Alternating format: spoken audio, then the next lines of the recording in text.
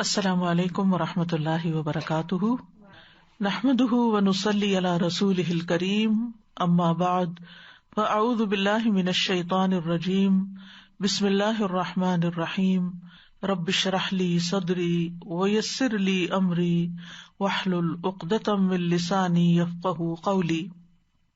لو أنزلنا هذا القرآن على جبل لرأيته خاشعا متصدعا من خشية الله وتلك الأمثال نضربها للناس لعلهم يتفكرون۔ امثال القرآن پروگرام کے سلسلے میں آج ہم کافروں کے خرچ کرنے کی مثال کے بارے میں پڑھیں گے۔ خرچ کرنے کے موضوع پر یہ 5ویں مثال ہے۔ سورۃ آل عمران کی آیت نمبر 116 اور 117 میں اس کی تفصیل بیان ہوئی ہے۔ ارشاد باری تعالیٰ ہے، ان الذين كفروا لن تغني عنهم اموالهم ولا اولادهم من الله شيئا وَأُولَئِكَ أَصْحَابُ النَّارِ هُمْ فِيهَا خَالِدُونَ۔ مَثَلُ مَا يُنْفِقُونَ فِي هَذِهِ الْحَيَاةِ الدُّنْيَا كَمَثَلِ رِيحٍ فِيهَا صِرٌّ أَصَابَتْ حَرْثَ قَوْمٍ ظلموا أنفسهم فأهلكت وما ظلمهم الله ولكن أنفسهم يظلمون۔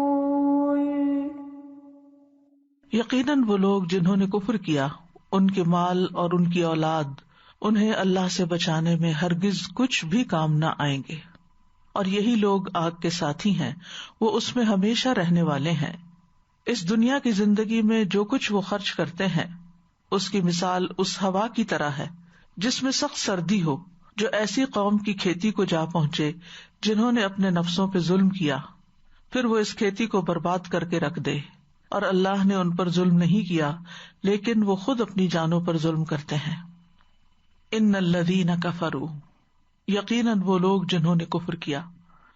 لغت میں کفر سے مراد کسی چیز کو چھپا لینا اور ڈھانپ لینا ہے۔ جہاں تک شرعی اصطلاح کی بات ہے تو اس سے مراد اللہ اور اس کے رسول پر اور جن چیزوں پر ایمان لانے کا کہا گیا ہے ان پر ایمان نہ لانا، خواہ اس کے ساتھ جھٹلانے کا عمل ہو یا نہ ہو، خواہ اس میں شک و شبہ ہو، یا تکبر کرتے ہوئے اس سے روگردانی کی جائے، یا حسد کرتے ہوئے، یا خواہشات کی پیروی کرتے ہوئے۔ اور اس میں ایک خاص بات یہ ہے کہ حق آنے کے بعد، اس کو پہچاننے کے بعد اس کا انکار کرنا یہ کفر ہوتا ہے۔ یعنی وہ شخص جس نے حق کو پا لیا، سچائی اس کو سمجھ آ گئی، لیکن پھر اس کو ریجیکٹ کر دیا۔ جیسے نمرود کے سامنے ابراہیم علیہ السلام نے جب دلیل پیش کی تو تھوڑی دیر کے لیے وہ رکا، حیران ہوا، لیکن پھر انکار کر دیا۔ اور اسی طرح کی اور مثالیں بھی ہیں۔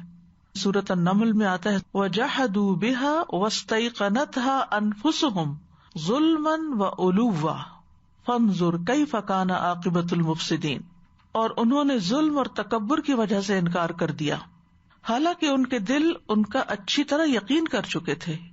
یعنی جو نشانیاں انہوں نے دیکھی اور ان کو سمجھا، لیکن اس کے باوجود انہوں نے ان کو مان کے نہ دیا۔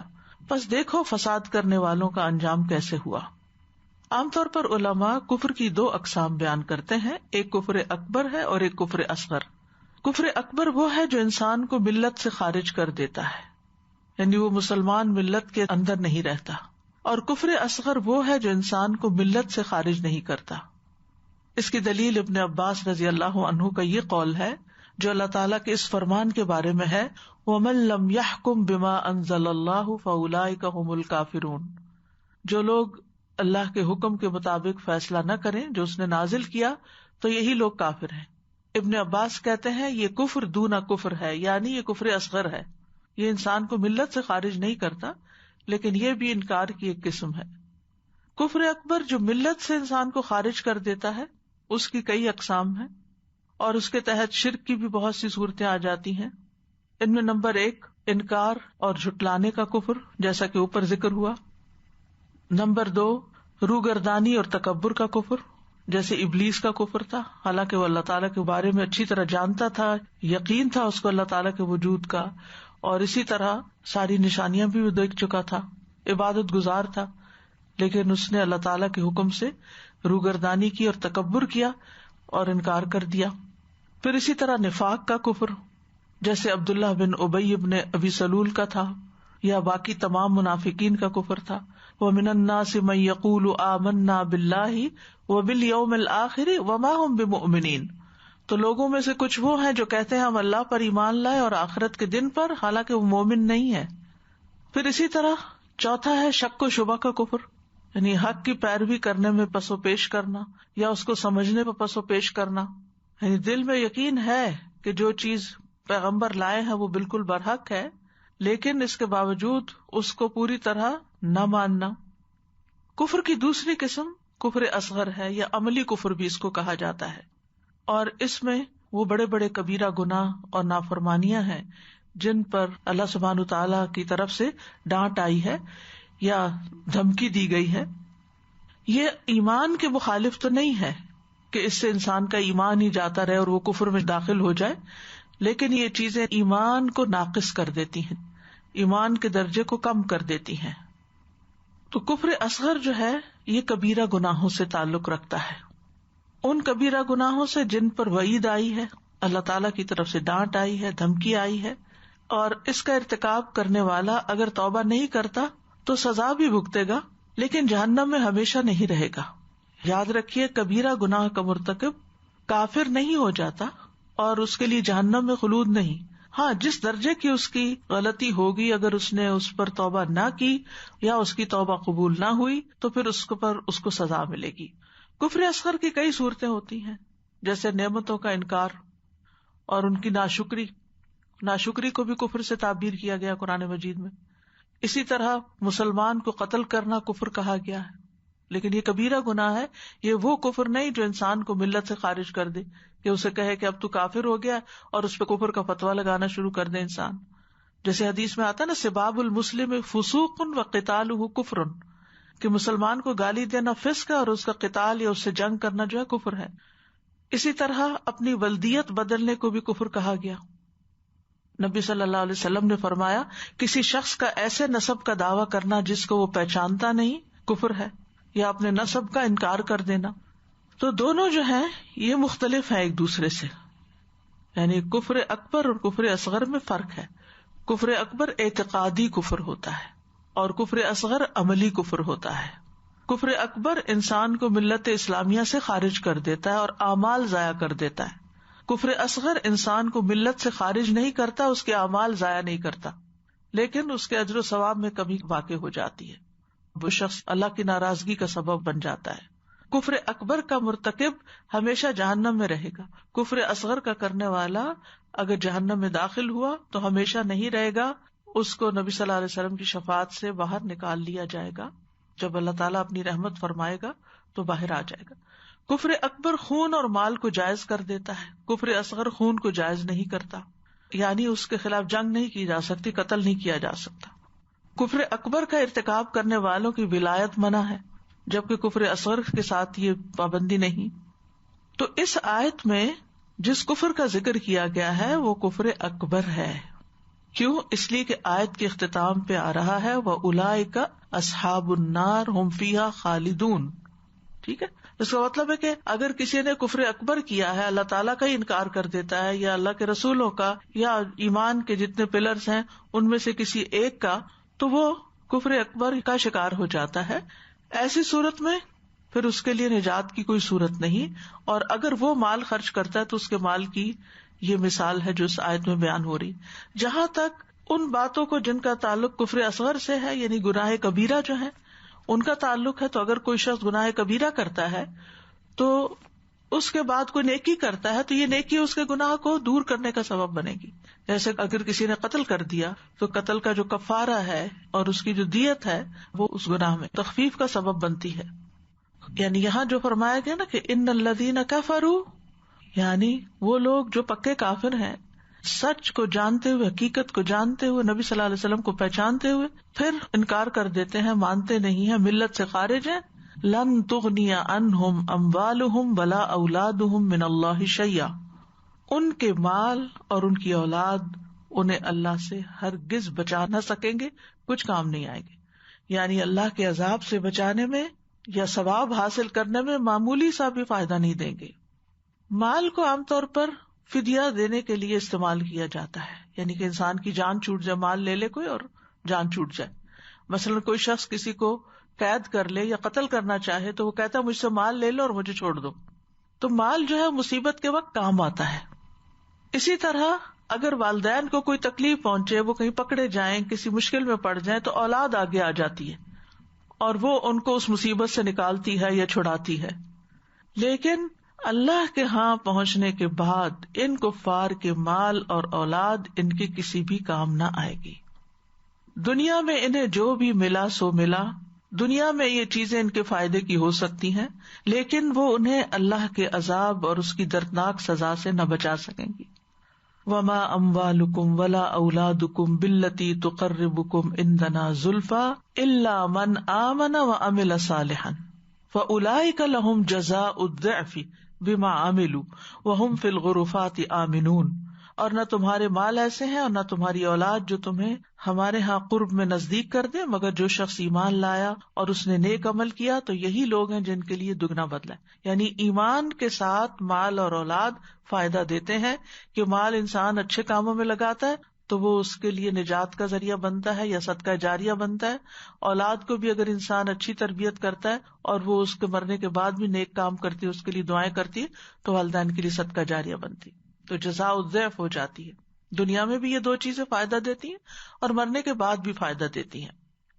لیکن اگر کوئی شخص کفر کی حالت میں ہے، چاہے وہ شرک کر رہا ہے یا نفاق پہ ہے، تو ایسے لوگوں کے بارے میں فرمایا وَلَا تُعْجِبْكَ أَمْوَالُهُمْ وَأَوْلَادُهُمْ إِنَّمَا يُرِيدُ اللَّهُ أَن يُعَذِّبَهُمْ بِهَا فِي الدُّنْيَا وَتَزْهَقَ أَنفُسُهُمْ وَهُمْ كَافِرُونَ. اور آپ کو ان کے اموال اور ان کی اولاد بھلے معلوم نہ ہوں، اللہ تو یہی چاہتا ہے کہ ان کے ذریعے انہیں دنیا میں سزا دے اور ان کی جانیں اس حال میں نکلیں کہ وہ کافر ہو. یعنی مال اور اولاد ایسے لوگوں کے لیے ایک مصیبت یا وبال بن جاتی ہے دنیا میں بھی بعض اوقات، یعنی فائدے کی بجائے الٹا وہ ان کی نافرمان ہو کر ان کے لیے اذیت اور مصیبت کا باعث بن جاتی ہے. اور جہاں تک آخرت کا تعلق ہے تو آخرت میں تو یہ مل الارض ذهبا ولو افتدى به، زمین بھر سونا بھی ان کو مل جائے اور یہ فدیے میں دینا چاہیں تو قبول نہ ہوگا. ان الذين كفروا لو ان لهم ما في الارض جميعا ومثله معه ليفتدوا به من عذاب يوم القيامه ما تقبل منهم ولهم عذاب اليم. بے شک جن لوگوں نے کفر کیا، اگر واقعی ان کے پاس زمین میں جو کچھ ہے وہ سب اور اتنا اور بھی، دنیا بھر کا مال اور اتنا اور بھی مل جائے تاکہ وہ اس کے ساتھ قیامت کے دن کے عذاب سے فدیہ دے دے تو ان سے قبول نہ کیا جائے گا اور ان کے لیے دردناک عذاب ہے. وَأُولَٰئِكَ أَصْحَابُ النَّارِ، اور یہ لوگ آگ کے ساتھی ہیں. ساتھی اس لیے کہا گیا کہ وہ اس کے ساتھ ہی رہیں گے، یعنی آگ کے ساتھ ہی ان کا گزر بسر ہوگا اب ہمیشہ کے لیے، نہ اس سے نکلیں گے نہ اس سے جدا ہوں گے. کیونکہ انسان کا ساتھی وہ ہوتا ہے جو ساتھ رہتا ہے، وہ اس کو چھوڑ کے نہیں جاتا. تو آگ ان کو نہیں چھوڑے گی، اب پکڑے رکھے گی. اسی لیے بار بار قرآن مجید میں اصحاب النار کا لفظ استعمال ہوا ہے. ہم فیہا خالدون، وہ اس میں ہمیشہ رہنے والے ہیں، یعنی جہنم میں ہمیشہ ہمیشہ رہیں گے، کبھی بھی وہاں سے نہیں نکلیں گے. جیسا کہ سورۃ البقرہ میں آتا ہے کذالک یریہم اللہ اعمالہم حسرات علیہم وما ہم بخارجین من النار. اس طرح اللہ انہیں ان کے اعمال ان پر حسرتیں بنا کر دکھائے گا اور وہ کسی صورت آگ سے نکلنے والے نہیں. سورۃ المائدہ میں آتا ہے یریدون ان یخرجوا من النار، وہ چاہیں گے کہ آگ سے نکل جائیں کسی طرح. وما ہم بخارجین منہا، اور وہ اس سے نکلنے والے نہیں ہیں.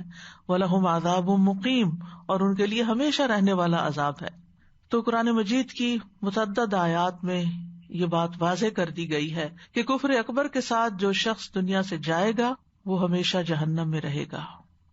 ان الذین کفروا وظلموا لم یکن اللہ لیغفر لہم ولا لیہدیہم طریقا الا طریق جہنم خالدین فیہا ابدا وکان ذلک علی اللہ یسیرا. جن لوگوں نے کفر کیا اور ظلم کیا کبھی ایسا نہیں کہ اللہ انہیں بخشے، اور نہ یہ کہ انہیں کسی راستے کی ہدایت دے سوائے جہنم کے راستے کے، جس میں وہ ہمیشہ رہنے والے ہیں، ہمیشہ ہمیشہ. اور یہ اللہ پر بہت آسان ہے. اور جہنم کی زندگی تو آپ سب جانتے ہیں کہ کیسی ہے، کہ ثم لا يموت فيها ولا يحيا. ایک اور جگہ پر آتا ہے لا يقضى عليهم فيموتوا ولا يخفف عنهم من عذابها. نہ عذاب کم کیا جائے گا اور نہ ہی ان کا فیصلہ کیا جائے گا کہ یہ مر ہی جائیں، مریں گے بھی نہیں. یعنی ایسا خلود ہے کہ جو اینڈ لیس ہے. لیکن جب کفر اصغر والوں کے لیے یہ لفظ استعمال ہوتا ہے تو اس سے مراد ہے متعین وقت جو بہت لمبا ہوگا، بہت بڑی سزا ہے. یہ مراد جتنا بڑا گناہ اتنی ہی بڑی سزا. بہرحال یہ آیت یہ واضح کرتی ہے کہ اگر کوئی انسان کفر کرتا ہے تو پھر اس کے مال اور اولاد اس کو فائدہ نہیں دیتے. ان لوگوں کی اب مثال بیان کی گئی ہے. مثل ما ينفقون في هذه الحیات الدنیا، مثال ان لوگوں کی جو اس دنیا میں اپنے مال خرچ کرتے ہیں. یعنی ان کفار کی مثال جو دنیا میں خیر کے کاموں میں خرچ کرتے ہیں، خدمت خلق میں خرچ کرتے ہیں، یا کسی بھی ترقی کے کام میں خرچ کرتے ہیں، کہیں بھی انویسٹمنٹ کرتے ہیں، خواہ وہ اچھے کام ہوں، خواہ وہ ان کی اپنی ذاتی ضرورت کی چیزیں ہوں، کہیں پر بھی جو خرچ کرتے ہیں.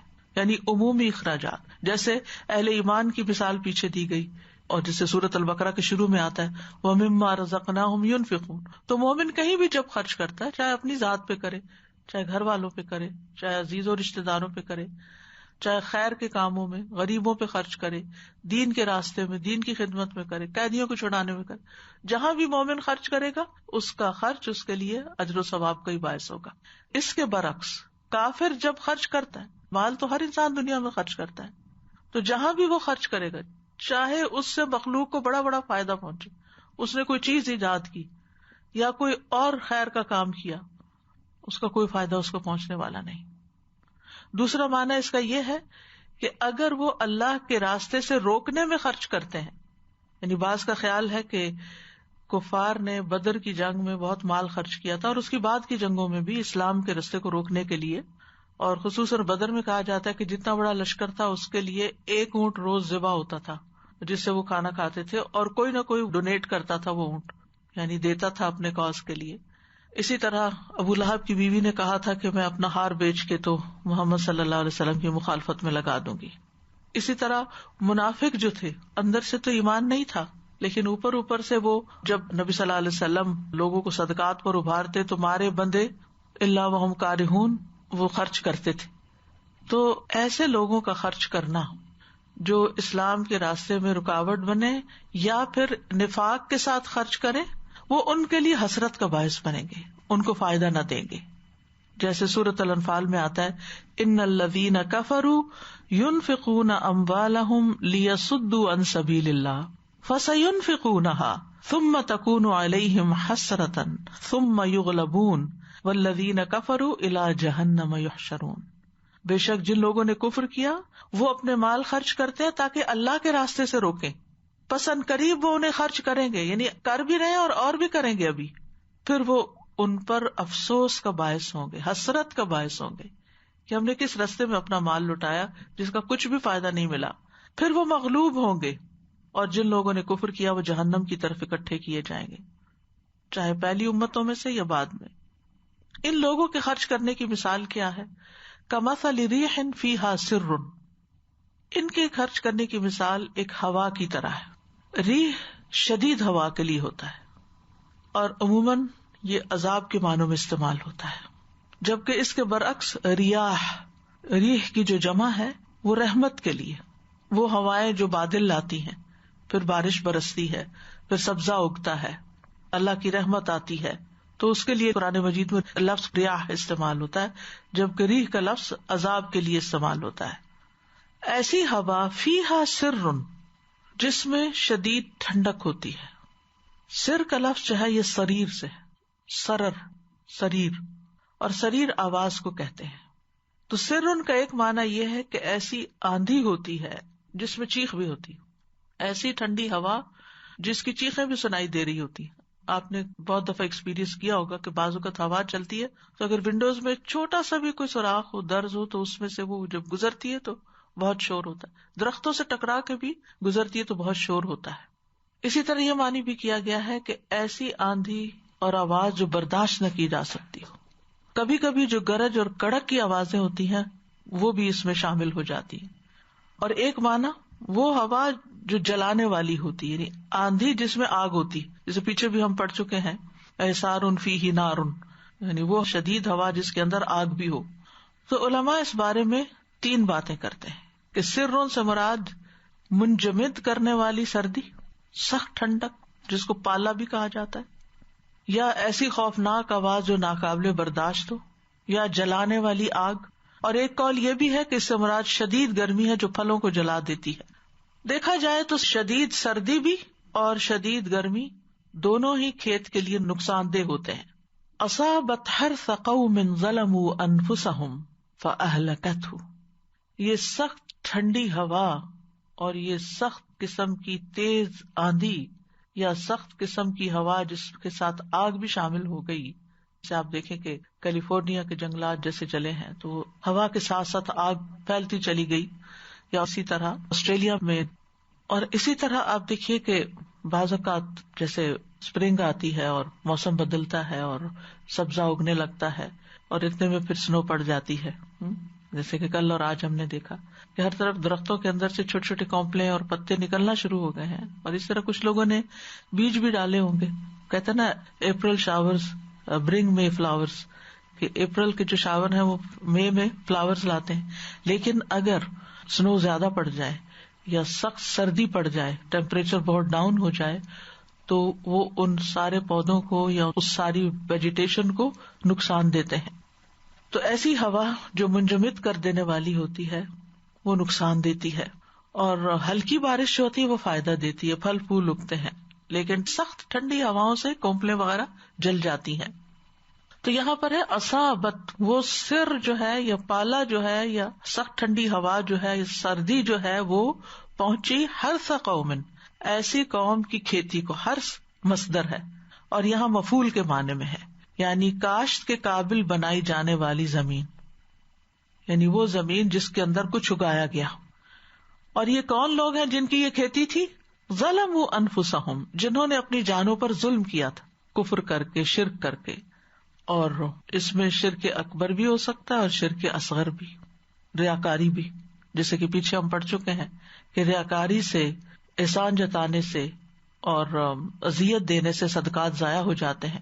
اور اس میں ایسی جگہوں پر مال خرچ کرنا بھی آتا ہے جو اللہ تعالیٰ کی اطاعت کے بغیر ہو، اللہ کی نافرمانی کے کام ہو۔ تو کفار چونکہ ایمان اور اخلاص سے محروم ہوتے ہیں، اس وجہ سے وہ اپنے آپ پر ظلم کرتے ہیں، اور اس ظلم کے ساتھ جو بھی کام وہ کرتے ہیں، جو بھی وہ کھیت لگاتے ہیں، جو بھی وہ بظاہر فائدے کا کام کرتے ہیں، اینڈ آف دا ڈے وہ سب ضائع ہو جانے والا ہے۔ فَأَهْلَكَتْهُ، تو ایک ٹھنڈی ہوا آتی ہے تو وہ اس کو جلا کے رکھ دیتی ہے۔ یعنی مراد یہ ہے کہ کافر کا صدقہ خیرات، رفاہی کاموں میں خرچ کرنا، یہ سب آخرت میں بیکار جائے گا، بے فائدہ ہوگا، ضائع ہو جائے گا۔ اس سارے عمل کو، ان کے خرچ کرنے اور اس کے نتیجے کو، ان لوگوں کی کھیتی سے تشبیہ دی گئی ہے جنہوں نے اپنی جانوں پر ظلم کیا، جو کھیتی دیکھنے میں سرسبز اور شاداب تھی لیکن سخت ہوا نے اس کو برباد کر دیا۔ تو جب بھی انسان اخلاص کے بغیر، ایمان کے بغیر کوئی کام کرتا ہے تو اس نیک عمل کا انسان کو کوئی فائدہ نہیں پہنچتا۔ اسی طرح آخرت کو سامنے نہ رکھ کے جو کام کیے جاتے ہیں صرف دنیاوی فائدوں کے لیے، مثلا کام نیکی کا ہی ہے، آپ کی نیت بھی بڑی اچھی ہے، لیکن آپ اس سے صرف دنیا کا وقتی فائدہ چاہتے، وہ آخرت میں فائدہ نہیں دے گا۔ مثلا آپ چاہتے صدقہ کر رہے ہیں کہ میرا یہ مسئلہ حل ہو جائے، آپ کی نیت آخرت کی ہے ہی نہیں، تو پھر یہاں تو مل جائے گا، اس کا فائدہ آگے نہیں ملنے والا، کیونکہ قرآن مجید میں آتا ہے وَمَنْ أَرَادَ الْآخِرَةَ وَسَعَى لَهَا سَعْيَهَا وَهُوَ مُؤْمِنٌ، بشرطے کہ وہ مومن ہو، فَأُولَٰئِكَ كَانَ سَعْيُهُمْ مَشْكُورًا، کہ جو آخرت کا ارادہ کرے اور اس کے لیے کوشش کرے جیسی کوشش کرنی چاہیے، تو ان لوگوں کی کوشش قابل قدر ٹھہرے گی۔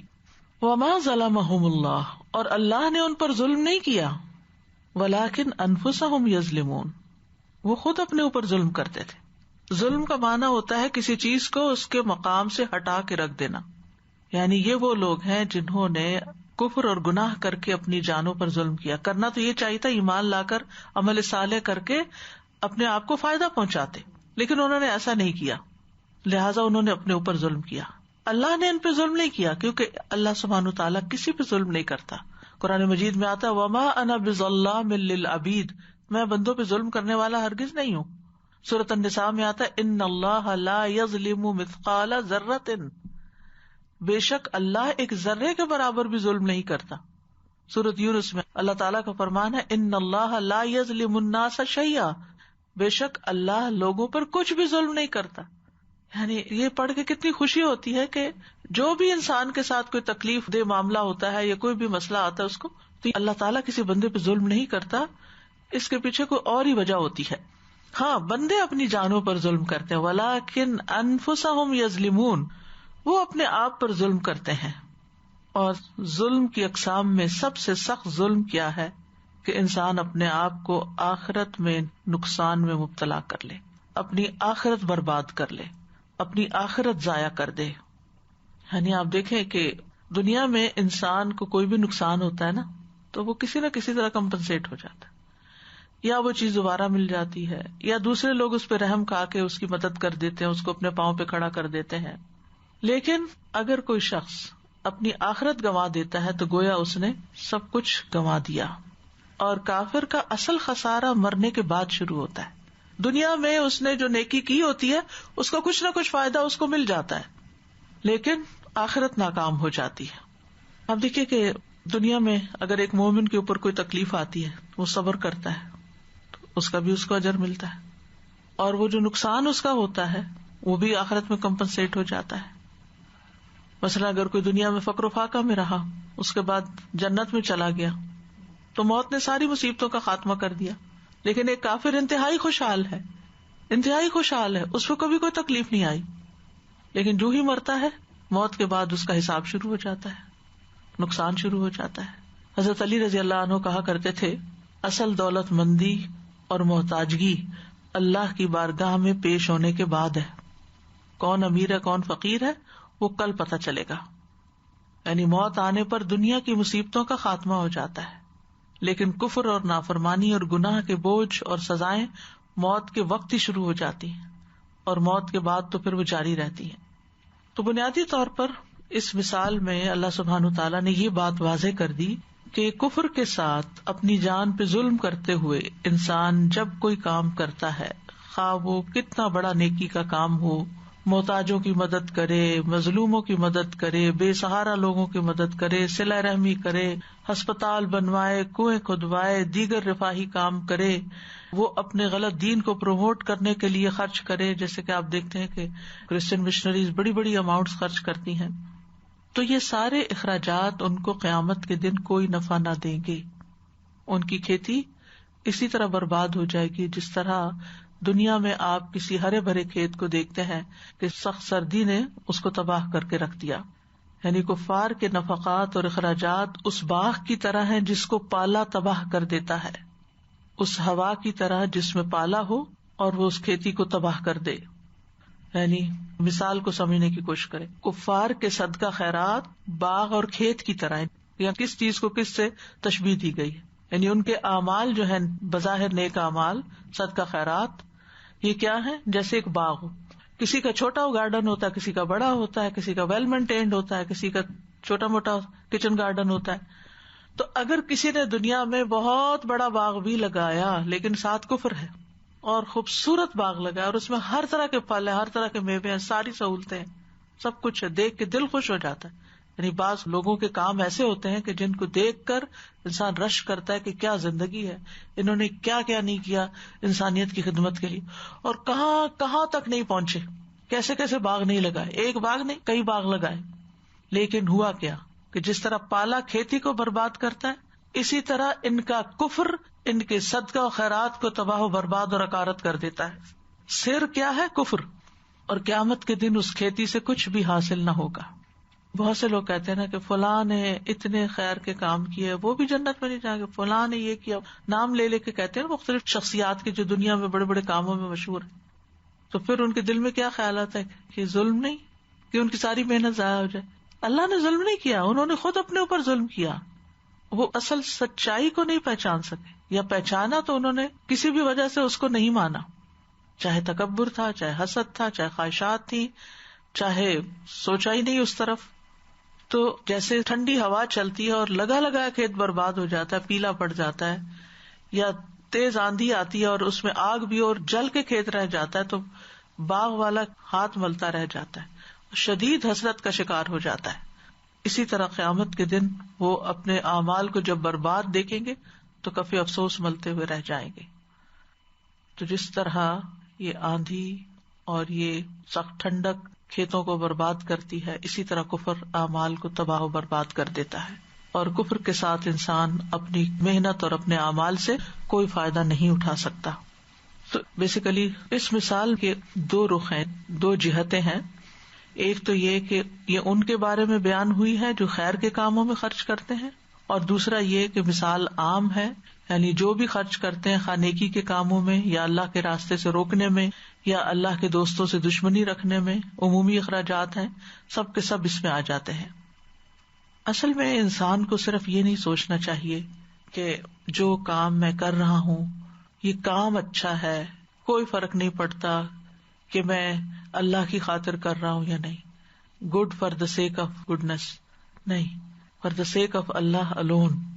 جب تک یہ اخلاص نہیں آتا تو کوئی بھی نیکی یا کوئی بھی اچھا کام آپ کو حقیقت میں فائدہ نہیں دیتا. وقتی طور پر دیکھ کے آپ اس بات کو خوش ہو سکتے ہیں، اپنی اچیومنٹس کو دیکھ کے انسان خوش ہو سکتا ہے، لیکن اگر اس طریقے پر اس نے وہ کام نہیں کیا یا وہ کام نہیں کیا جس کو کرنا چاہیے تھا، تو پھر انسان کی کوششوں اور محنتوں کا وہ پھل نہیں ملے گا جو وہ خود توقع رکھ کے بیٹھا ہوا. وَبَدَا لَهُم مِّنَ اللَّهِ مَا لَمْ يَكُونُوا يَحْتَسِبُونَ، وہ چیزیں سامنے آئے گی قیامت کے دن جس کا انہیں خیال بھی نہ تھا. تو اس مثال سے کئی باتیں پتہ چلتی ہیں. ایک بات تو یہ ہے کہ صدقے کا فائدہ بھی پتہ چلتا ہے انڈائریکٹلی، کہ صدقہ فائدہ مند چیز ہے اگر اس کو صحیح طور پر کیا جائے، اور اگر اسے صحیح طور پر نہ کیا جائے تو وہ نقصان دہ ہے. یعنی انسان کے اعمال میں سب سے افضل عمل کیا ہے؟ صدقہ.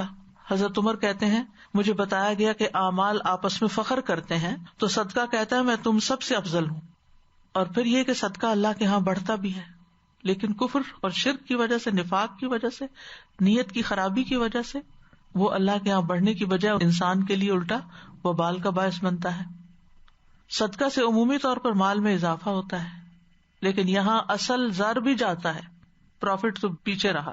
اور جسے یہ یقین ہو کہ اس کو بدلہ ملے گا وہ خرچ بھی ضرور کرتا ہے. حسن بصری کہتے ہیں جو اللہ سے بدل کے حاصل ہونے کا یقین کر لیتا ہے وہ لوگوں کو عطیہ دینے میں سخاوت کرتا ہے، دیتا چلا جاتا ہے کہ یہ آج میں دے رہا ہوں، یہ مجھے واپس ملنا، یہ کہیں نہیں جا رہا، یہ میرا ہی ہے. یعنی اگر میں نے کوئی چیز کسی اور کے ہاتھ میں رکھ دی تو بظاہر اس کے ہاتھ میں چلی گئی، لیکن پھر بھی وہ میری ہی ہے، کیونکہ وہ واپس آئے گی اور کئی گنا زیادہ بہتر ہو کے واپس آئے گی. تو اس لیے دینے والے کا کچھ بھی نہیں جاتا، کوئی نقصان ہے ہی نہیں. اور پھر آپ دیکھیے کہ دینے سے برکت بھی ہوتی ہے اور انسان کو اطمینان بھی حاصل ہوتا ہے، فرشتوں کی دعائیں ملتی ہیں. ہر روز جب صبح ہوتی ہے تو دو فرشتے دعا کرتے ہیں، ایک کہتا ہے اللہ دینے والے کو نعم البدل دے، اور دوسرا کہتا ہے کنجوس کے مال کو برباد کر دے. یعنی جو نہیں دیتا اس کی بربادی کی دعائیں کرتا ہے. آپ خود سوچیے سارا دن وہ فرشتہ یہی دعا کرتا رہے تو انسان کا پھر کیا حال ہوگا جو بخیل انسان ہے. پھر یہ کہ صدقے سے آسانیاں بھی ملتی ہیں. فَأَمَّا مَنْ أَعْطَى وَاتَّقَى وَصَدَّقَ بِالْحُسْنَى فَسَنُيَسِّرُهُ لِلْيُسْرَى، لیکن وہ جس نے دیا، نافرمانی سے بچا اور اس نے سب سے اچھی بات کو سچ مانا یعنی ایمان لایا، تو یقیناً ہم اسے آسان راستے کے لیے سہولت دیں گے. اسی طرح یہ ہے کہ بلاؤں اور مصیبتوں کو ٹالتا ہے صدقہ. اگر کافر بھی صدقہ کرے تو اس کو دنیا میں اس کا فائدہ پہنچتا ہے, اس کی مصیبت دور ہوتی ہے. تو یہ ہر خاص و عام کے لیے ہے, مومن کافر سب کے لیے, لیکن مرنے کے بعد فائدہ نہیں ہوگا. تو یہ مثال آگے کے بارے میں ہے. اور جیسا کہ آپ جانتے ہیں کہ صدقے میں مال تو ہے ہی, لیکن ہر وہ چیز جو انسان پوزیس کرتا ہے وہ صدقے میں شامل ہو جاتی ہے. مادی اشیاء بھی آتی ہیں, سونا, چاندی, جانور, اور اسی طرح دیگر چیزیں بھی. جیسے نیکی کا ہر کام صدقہ شمار ہوا. کل معروف صدقہ, اچھی بات صدقہ, کسی کی مدد کرنا صدقہ, مسکرانا صدقہ, نیکی کا حکم دینا صدقہ, برائی سے روکنا صدقہ, بھولے بھٹکے کو رستہ بتانا صدقہ, نابینا کے ساتھ چلنا صدقہ, راستے سے پتھر کانٹا ہڈی ہٹانا صدقہ, اپنے ڈول سے دوسرے کے ڈول میں پانی ڈال دینا صدقہ. یہ ساری نیکیاں ہیں. اور آپ دیکھیں کہ یہ ساری نیکیاں ہر طرح کی کمیونٹی کے لوگ کر رہے ہوتے ہیں, مسلم, کافر, نان مسلم, سب کے سب کرتے ہیں. تو یہ نیکیاں صرف ایمان کے ساتھ ہی فائدہ مند ہوں گی, یعنی یہ صدقات ایمان کے ساتھ فائدہ مند ہے. اسی طرح اگر آپ کسی کو سلام کرتے ہیں, پانی کا ایک گھونٹ بھی پلاتے ہیں, نبی صلی اللہ علیہ وسلم نے فرمایا وَالشُّرْبَةُ مِنَ الْمَاءِ تُسْقِيهَا صَدَقَةٌ, ایک گھونٹ پانی پلا دیا آپ نے کسی کو, وہ بھی صدقہ. ہر روز ہمارے جسم کے ہر جوڑ پر صدقہ واجب ہو جاتا ہے. تو چھوٹے چھوٹے نیکی کے کام جو ہم دوسروں کی خدمت کے کرتے ہیں وہ سب صدقہ میں شمار. اسی طرح معمولی نیکی بھی جو ہم کسی کے ساتھ کرتے ہیں وہ بھی صدقہ شمار ہو جاتی ہے. نبی صلی اللہ علیہ وسلم نے فرمایا کسی نیکی کو حقیر نہ سمجھا کرو, اگرچہ کسی کو ایک رسی ہی دو, یا کسی کو جوتی کا تسمہ دو, یا اپنے ڈول میں سے کسی پانی مانگنے والے کے برتن میں پانی ڈال دینا. پھر اسی طرح خندہ پیشانی سے ملنا, سلام کرنا, لوگوں کو انس اور محبت دینا, ان کی وحشت دور کرنا, کسی کی تنہائی دور کرنا. نبی صلی اللہ علیہ وسلم نے فرمایا نیکی کے کسی کام کو معمولی نہ سمجھنا, خواہ تم کسی اداس آدمی کو جو تنہائی اور خوف محسوس کرے انس اور اپنائیت مہیا کرو. یعنی آپ کو معلوم ہے کہ کوئی شخص بالکل اکیلا ہے, لونلی ہے. یعنی آج کل کووڈ میں آپ دیکھیں کہ کتنے ہی لوگ ایسے ہیں جو بےچارے گھروں میں بند, اکیلے, نہ کہیں جا سکتے ہیں, نہ کوئی ان کے پاس آ سکتا ہے. تو ایسے میں اگر آپ ایک کال کر دیتے ہیں ان کو, ان سے بات کر لیتے ہیں, تو یہ بھی آپ کے حق میں صدقہ لکھا جاتا ہے. اپنے گھر والوں پہ خرچ کرنا, خادم کو کھلانا, بیوی کو پانی پلانا بھی صدقہ شمار ہوتا ہے. پھر شجرکاری کرنا, درخت لگانا, یہ بھی صدقہ ہے. جس مسلمان نے کوئی پودا لگایا اس درخت سے جو بھی کھایا گیا وہ اس کے لیے صدقہ ہوگا, جو اس سے چوری کیا گیا وہ بھی صدقہ, یعنی لوگ توڑ کے لے گئے, جو درندوں نے کھایا, پرندوں نے کھایا, وہ بھی صدقہ. یعنی کسی قسم کی کوئی بھی کمی ہوگی, کیڑا ہی کھا گیا وہ بھی صدقہ ہو گیا. ایمان شرط ہے, ایمان تو لازم.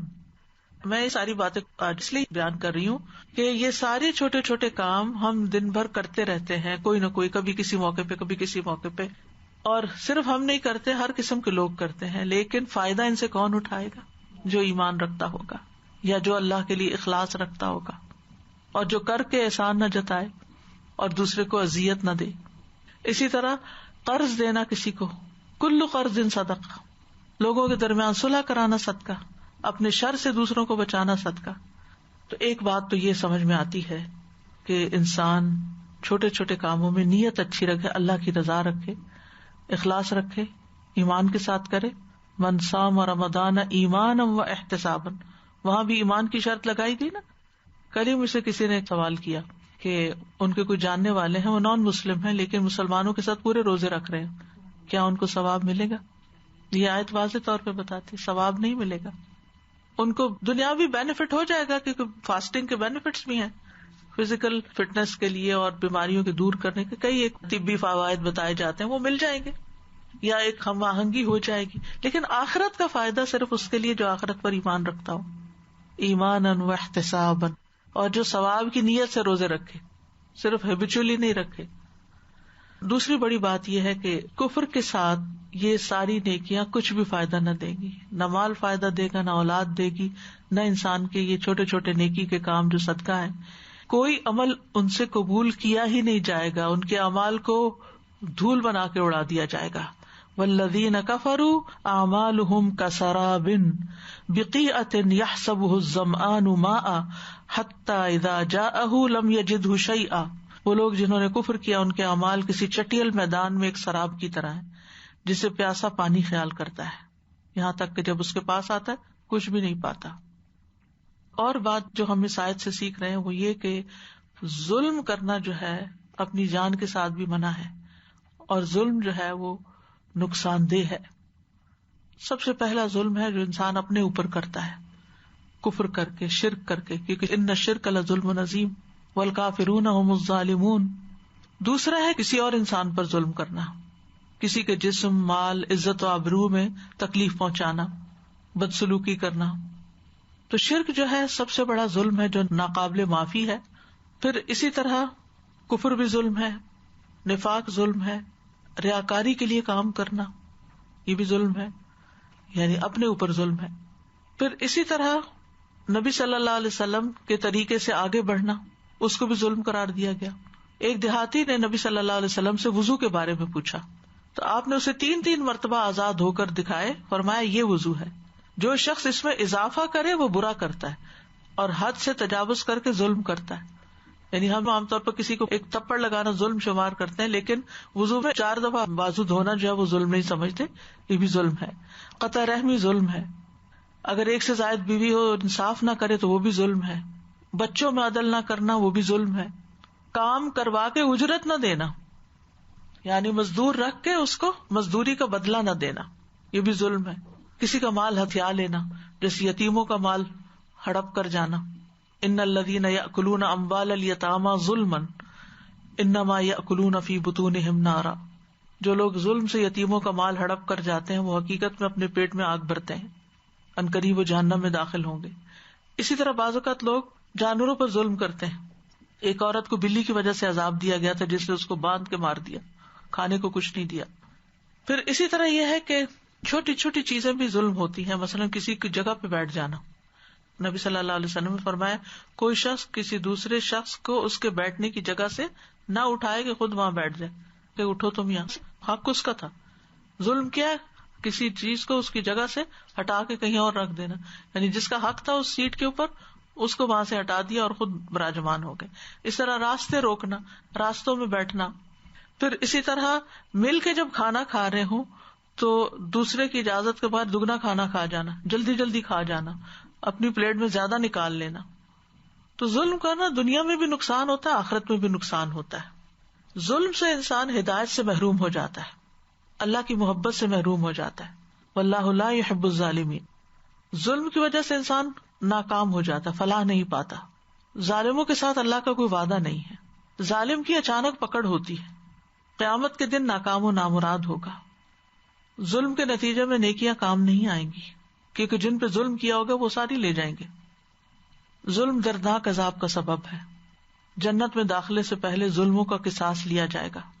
رسول اللہ صلی اللہ علیہ وسلم نے فرمایا جب مومنوں کو دوزخ سے نجات مل جائے گی تو انہیں ایک پل پر جو جنت اور دوزخ کے درمیان ہوگا روک لیا جائے گا. وہاں ان کے مظالم کا بدلہ دیا جائے گا جو وہ دنیا میں ایک دوسرے پہ کرتے تھے. پل صراط پار کر آئے ہیں، جنت میں داخلے سے پہلے ذرا اپنی نیکیاں دینا ان کو جن کے اوپر ظلم کیا دنیا میں. جب وہ پاک صاف کیے جائیں گے، مہذب بنا دیے جائیں گے تو انہیں جنت میں داخلے کی اجازت دی جائے گی. تو کرنے کے کام کیا ہے؟ کرنے کا کام یہ ہے کہ انسان کفر کی حقیقت کو اچھی طرح سمجھے اور اس کی ہر شکل سے بچنے کی پوری کوشش کرے، خصوصاً کفر اکبر، یعنی جس میں اللہ سبحانہ وتعالیٰ یا اس کے رسولوں یا فرشتوں یا آخرت یا تقدیر یا ان چیزوں میں سے کسی کا انکار یا ان میں سے کسی کا شک یا ان کے بارے میں کوئی ایسی بات کہنا کہ جو ان کے شان کے خلاف ہو. تو انسان کو کفر سے بچنا چاہیے، شرک سے بھی بچنا چاہیے. اور بچ انسان تبھی سکتا ہے جب انسان کو پتا ہو کہ کیا کیا چیزیں شرک میں آتی ہیں اور ان کو وہ چھوڑ دے. نفاق سے بھی بچنا چاہیے کیونکہ وہ بھی کفر کی ایک قسم ہو جاتی ہے. اور پھر بعض اوقات ہم یہ کہتے ہیں کہ ہم کام تو وہ کرتے ہیں جو کوئی کفر کرنے والا کرتا ہے، اور پھر بعض کہتے ہیں الحمدللہ میں تو مسلمان ہوں، میں تو لا الہ الا اللہ پڑھتی ہوں. ٹھیک ہے آپ پڑھتے ہیں، لیکن پھر بھی احتیاط کی ضرورت ہے کہ کوئی ایسی بات منہ سے نہ نکالے جو آپ کو کفر میں داخل کر دے. ڈرتے رہنا چاہیے. آپ دیکھیے ابراہیم علیہ السلام نے ہجرت کی، کعبہ بنایا، اپنی اولاد کو وہاں بسایا، ساری دنیا سے نکال کے وہاں لے گئے کہ یہاں کوئی شرک نہ ہو. اور جب تعمیر کر لی تو دعا کیا مانگتے ہیں؟ وجنبنی وبنی ان نعبد الاصنام، اللہ مجھے اور میری اولاد کو بچانا کہ ہم بتوں کی پوجا کریں. اس وقت کوئی سوچ سکتا تھا؟ یہ تو اب صاف ستھرا گھر ہے، کوئی یہاں مشرک نہیں، کچھ نہیں، اب تو یہ توحید پر ہی ہوں گے. نہیں، آپ کو کیا پتا آگے والی جنریشن کیا کرے. تو خود بھی اور اپنی اولاد کے لیے بھی اس سے یعنی بچتے رہنا چاہیے. پھر اسی طرح مرتد ہونے سے، یعنی وہ بھی کفر کی ایک قسم ہے کہ آپ مسلمان گھرانے میں پیدا ہوئے لیکن آپ پلرز آف فیتھ میں سے کسی چیز کا انکار کر دیں. اسی طرح شرک سے بھی بچنا چاہیے. فمن کان یرجو لقاء ربہ فلیعمل عملا صالحا ولا یشرک بعبادۃ ربہ احدا، اور اپنی ساری کوششوں کو آخرت پر مرکوز کر دینا چاہیے. تو اللہ سبحانہ وتعالی ہمیں صحیح معنوں میں توحید پر قائم رہنے کی توفیق دے اور اپنے اعمال کو برباد کرنے سے ہم بچیں. دنیا ایک امتحان کی جگہ ہے اور اس میں ایسے ایسے امتحان آتے ہیں جن کی طرف انسان کی کبھی توجہ بھی نہیں ہوتی، کبھی اس طرف خیال ہی نہیں ہوتا، لیکن اچانک وہ کر بیٹھتا ہے. تو محتاط زندگی بسر کرنے کی ضرورت ہے. ہمیشہ اپنا احتساب کرتے رہنا چاہیے. اور اس کی مثال ایسے ہی ہے کہ جیسے ایک پودا آپ لگاتے ہیں نا تو اس کے ساتھ گھاس پھوس بھی اگاتی ہے، ویڈز ہوتے ہیں. اگر آپ اس کو نہیں نکالے تو وہ پودا مضبوط نہیں ہوگا. بالکل اسی طرح جب ہم کوئی صدقہ کرتے ہیں یا ہم کوئی نیکی کا کام کرتے ہیں کوئی بھی، تو اس کے ساتھ کچھ ہمارے نفس کی خرابی آ جاتی ہے، کوئی لوگوں کی تعریفیں یا اپریسیشن جو ہوتی ہے وہ بگاڑ پیدا کرتی ہے. تو انسان کی ساری زندگی پھر وہ ویڈز اکھاڑتے اکھاڑتے ہی گزرنی چاہیے. یہ احتساب کا عمل ہے اپنے ساتھ. یعنی بعض اوقات ایسا ہوتا ہے کہ انسان کوئی وسائل اس کو زیادہ مل جائے، مال زیادہ آ جائے یا اور کوئی اتھارٹی مل جائے تو وہ اوور کانفیڈنٹ ہو جاتے ہیں، یعنی بے وجہ کی خود اعتمادی آ جاتی، یہ اس کے لیے ہلاکت خیز بن جاتی. کوئی اتھارٹی مل جائے، کوئی عہدہ مل جائے تو گھمنڈ پیدا ہو جاتا ہے، دولت مل جائے تو ساتھ بخل آ جاتا ہے، کوئی مقبولیت مل جائے تو ساتھ فخر شروع ہو جاتا ہے. انسان اپنے آپ کو بڑی چیز سمجھنا شروع کر دیتا ہے جب لوگوں کی نظروں میں آتا ہے. تو ہر انسان کو چاہیے کہ وہ پھر اپنا احتساب کرتا رہے، یعنی ساتھ ساتھ دیکھتا رہے کہ میں کہیں پھسل تو نہیں رہا. تو اللہ تعالیٰ سے دعا ہے کہ اللہ تعالیٰ ہمیں ہر طرح کے ایسے کام سے بچائے جو اس کی ناراضگی کا سبب ہو. ربنا ظلمنا انفسنا وان لم تغفر لنا وترحمنا لنكونن من الخاسرین. اللهم انی اعوذ بک من الکفر والفقر. اللهم انی اعوذ بک من عذاب القبر لا الہ الا انت. اللهم انی اعوذ بک من الفقر والقلة والذلة واعوذ بک من ان اظلم او اظلم. اللهم انت ربی لا الہ الا انت خلقتنی وانا عبدک وانا علی عہدک ووعدک ما استطعت اعوذ بک من شر ما صنعت ابوء لک بنعمتک علی وابوء بذنبی فاغفر لی فانہ لا یغفر الذنوب الا انت. اللہم انت ربی وانا عبدک ظلمت نفسی واعترفت بذنبی یا رب فاغفر لی ذنبی انک انت ربی انہ لا یغفر الذنب الا انت. اللہم انی ظلمت نفسی ظلما کثیرا ولا یغفر الذنوب الا انت فاغفر لی مغفرۃ من عندک وارحمنی انک انت الغفور الرحیم. یا اللہ ہم نے اپنی زندگی میں اپنی جانوں پر جو بھی کوئی ظلم کیا ہے چھوٹا یا بڑا، یا رب تو ہمیں معاف کر دے. اللہ تعالیٰ ہمیں کفر سے، شرک سے، نفاق سے، فسق سے، ہر طرح کی نافرمانی، کبیرہ صغیرہ گناہوں سے ہماری حفاظت فرما، اور جو ہم کر چکے ہیں ہمیں معاف کر دے. اور جو بھی کام ہم کریں، چاہے تیرے راستے میں کچھ خرچ کریں یا تیری عبادت یا تیری رضا کا کوئی بھی کام کریں، یا اللہ آخر تک مرتے دم تک ہماری نیتوں کو اس کے لیے خالص رکھنا یا رب العالمین. تو ہم سب پر اپنی رحمت فرما. ربنا هب لنا من ازواجنا وذرياتنا قرة اعین واجعلنا للمتقین اماما. یا اللہ ہمیں اور ہمارے اہل و عیال اور سب عزیز و رشتہ داروں سب کو ہدایت عطا فرما. ربنا تقبل منا انک انت السمیع العلیم وتب علینا انک انت التواب الرحیم. وصلی اللہ تعالی علی خیر خلقہ محمد وعلی آلہ واصحابہ واہل بیتہ اجمعین برحمتک یا ارحم الراحمین. استاذہ جی یہ 2-3 چیزیں ذہن میں آ رہی تھی. ابھی یہ جو ظلم کی چھوٹی چھوٹی مثالیں آپ نے دی، ان میں کتنی چیزیں ہیں جو ہم ظلم اس کو سمجھتے ہی نہیں ہیں.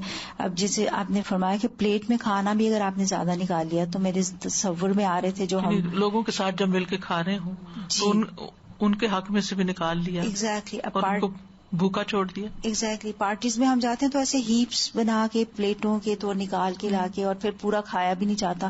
ویسٹیج علیحدہ. مجھے لگ رہا ہے کہ ڈبل پھر گناہ ہو گیا آپ کا، ویسٹیج کا بھی ہوا اور دوسروں کے حق چھیننے کا بھی ہوا.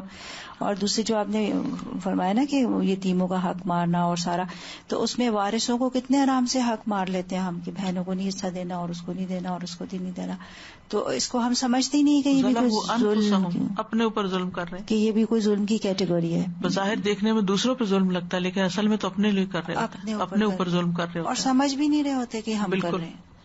استاذہ جی یہ جو ایک جملے نہ بنا دیتے ہیں ایک، اور بس ان کو ریپیٹ کرتے جاتے بغیر سوچے سمجھے. اب میں نے کتنی دفعہ یہ جملہ سنا کہ یہ کافر تو ہمارے سے بہت بہتر ہیں، ان کے اعمال دیکھو اور اپنے. تو میں کہتی ہوں ایک کلمہ جو ہے نا مومن کا، وہ کتنی بھاری چیز ہے، کسی کو نہیں پتا. ساتوں آسمان اور زمین اس میں رکھ دیں ایک پلڑے میں، اور ایک میں لا الہ الا اللہ، تو لا الہ الا اللہ کا پلڑا جھک جائے گا. ہاں جی. لیکن اس کلمے کی قیمت ہی نہیں ہمیں پتا. بالکل. ان کی تعریف کرنی ہے تو آپ علیحدہ سے کر دیں، ہم کمپیئر کیوں کر رہے ہیں مومن کو اور کافر کو.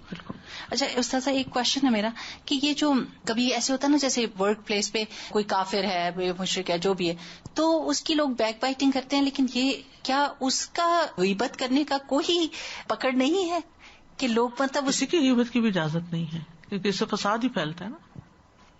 ایک کوشچن ہے شروع میں استاد جی ہم نے پڑھا، آپ نے تھوڑی سی اس میں وضاحت کی کہ حق آنے کے بعد، پہچاننے کے بعد انکار کرنا کفر ہے. تو مجھے کسی کو سننے کا اتفاق، انہوں نے کہا کہ ناٹ ایوری نان مسلم از اے کافر، بیکاز ان تک شاید ابھی پہنچا نہیں کسی نے پراپرلی.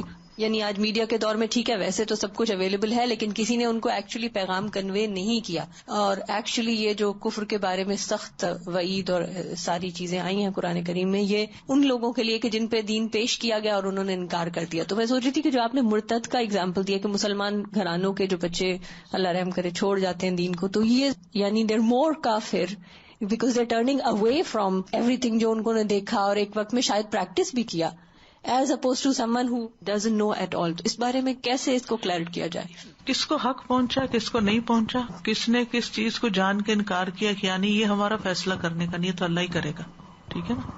یعنی ایمان کے بھی درجے ہیں نا. اگر کسی کو کچھ بھی نہیں پہنچا اور وہ دیکھتا ہے ساری چیزیں اور اس کے اندر ایک فطرت ہے، تو فطرت کی رہنمائی بھی ہے، اس سے اس نے کیا کام لیا، پھر غور و فکر اور کائنات کی نشانیاں، اس سے کتنا کام لیا. اگر قرآن کی آیتیں نہیں پہنچی تو باقی آیتیں پہنچی ہوئی ہیں، تو پھر یہ فیصلہ کرنا اللہ کا کام ہے، میرا اور آپ کا نہیں ہے کہ ہم لوگوں کے بارے میں کچھ کہیں.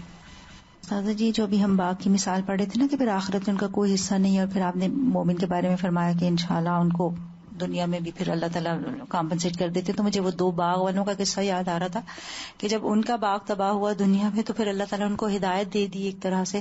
اور دوسری یہ جو فرشتے کی دعا ہے نا کہ دینے والے کو دے اور نہ دینے والے کو تباہ کر دے، یہ اتنی ڈرانے والی ہے کہ یہ نہیں کہا کہ دینے والے کو دے اور نہ دینے والے کو نہ دے، یہ نہیں کہا، بلکہ اس کا برباد. استغفر اللہ، یہ بہت ڈرانے والی ہے. اور سچ آپ دیکھیں بڑے پیمانے پہ، تو بڑے پیمانے پہ نا، چھوٹے پیمانے پر بھی کوئی چیز روک رکھے نا، بعض اوقات نہ دے کسی کو تو ضائع ہی ہو جاتی ہے. بالکل ضائع. مجھے کھانے کی مثال ہے، آپ بعض اوقات گھر میں بھی شیئر نہیں کرتے، نہیں یہ فلاں کا ہے یا یہ نہیں، اور پھر کیا ہوتا ہے، نہ فلاں کھاتا ہے نہ وہ کوئی کھاتا ہے اور وہ بن میں جاتا ہے. بہت سچی بات ہے جو فرشتے والی ہے.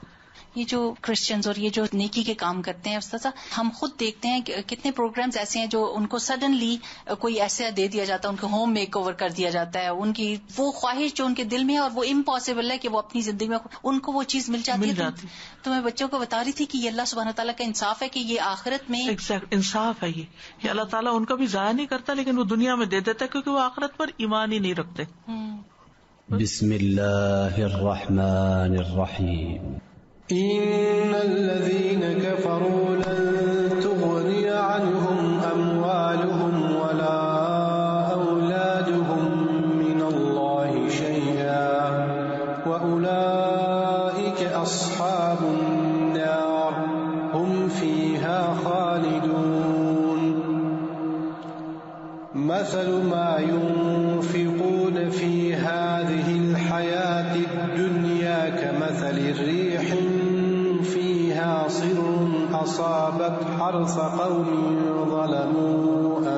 سر